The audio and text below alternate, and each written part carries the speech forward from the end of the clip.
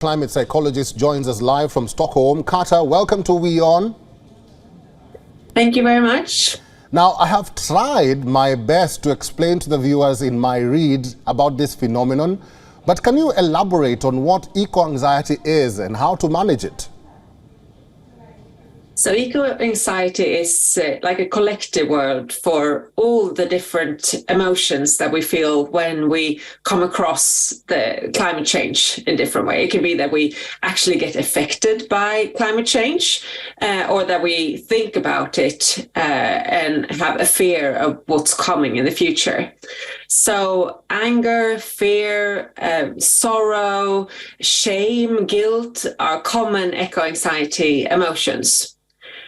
And it's not really a psychiatric disease.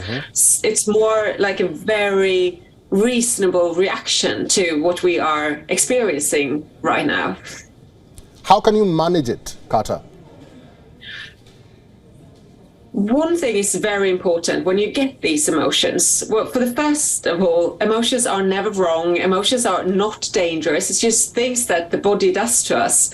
And the emotions tell us to actually do something. It motivates us to do something about it. So the more we can actually act towards a more sustainable future, act to lower the impact of climate change, act to build resilience in our communities, the better it is for us, the easier it is for us to handle the eco-emotions. So acting in a collective way, being together with other people and doing something about it seems to be very, very important. But at the same time, if your emotions are so strong, you're angry so you can't think clearly, or you're so sad so you can't get out of bed, then you have to sort of regulate your emotions as well via talking with people about it, maybe doing things that are positive for you, like exercise, eating good food, being out in nature is also important parts. But the main thing is to find a community, find people that you can talk about this, that you can share your emotions with, and that you can actually do something about the situation together with. Talking about the community, you as a climate psychologist, what are the symptoms of eco-anxiety? Give us an example of a person suffering from it, and what do they exhibit? Well, it can look quite different.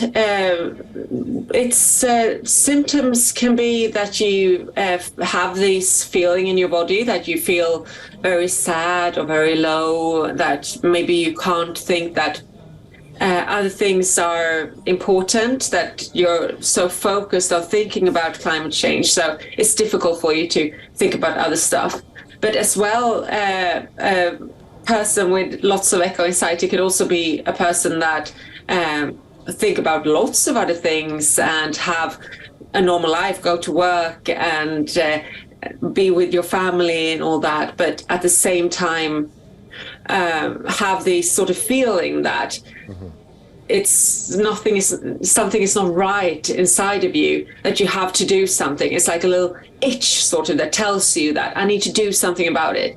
And it depends on what part of the world you live in and what situation you are in climate change. Like in my part of the world, Sweden, where we don't see as much of climate change, it can be a lot about actually that you have a sorrow or shame or a feeling of guilt that you're not doing enough, that you live above the limits that we have, the natural resources that we have on this planet.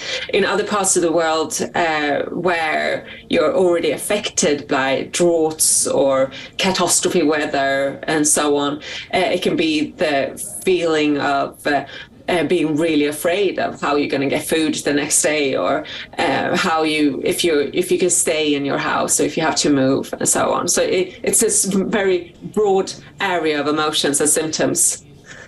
Thank you, Kata, for explaining all that. Now I understand. But finally, what do governments need to do to create, awareness of this fear of climate change? And can eco-anxiety be stopped or controlled?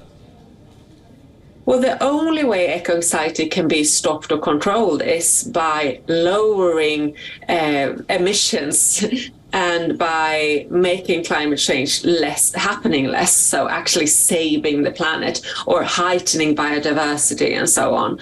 So the main thing the governments should do is to restore our natural habitats, is to take care of the atmosphere and the planet, stop fossil fuels industries and so on. That's the main thing that government should do. But also to inform about emotions and to prepare people to actually be able to handle the emotions is an important part as well, as people are really, really suffering on an emotional level. And you can do that via schools or your NHS services. Just inform people that you can have these emotions. They tell you to do something about it. They're not dangerous. You have to take care of yourself and be prepared as well, because we have to realize that climate change is here now. And we have to also build resilience in our communities. Kata Nyland, climate psychologist, thank you very much for your insights and for talking to WION World is One. Now I understand what eco-anxiety is. Thank you so much for taking me in here. WION is now available in your country. Download the app now and get all the news on the move.